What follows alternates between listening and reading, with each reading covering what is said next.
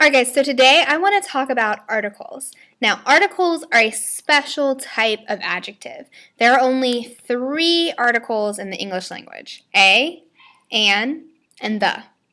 Okay, so when I talk about articles, those are the only 3 words you need to know. Okay, so anytime you see a, an, or the, it is an article. Okay, now articles, just like most other adjectives, come before a noun. Okay, here's some examples. I picked up a book.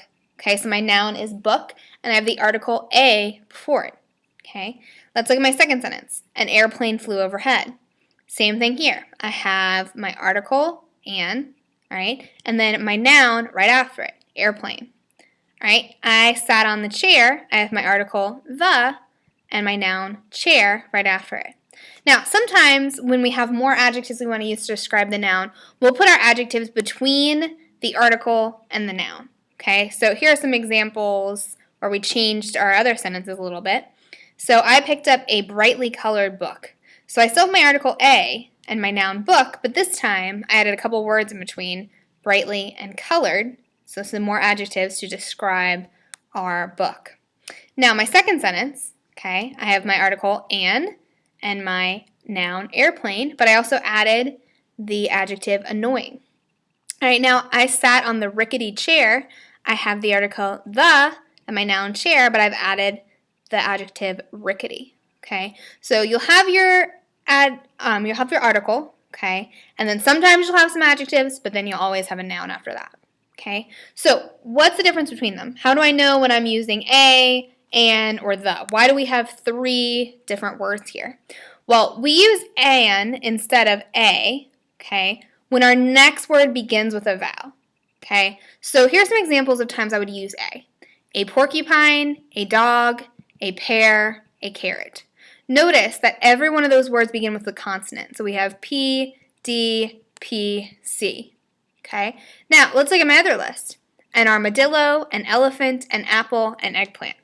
Okay, so this time I used an every time because I started with a vowel with each of my next words. So I have a, e, e. Okay, now how do I know when I'm using a or an versus the?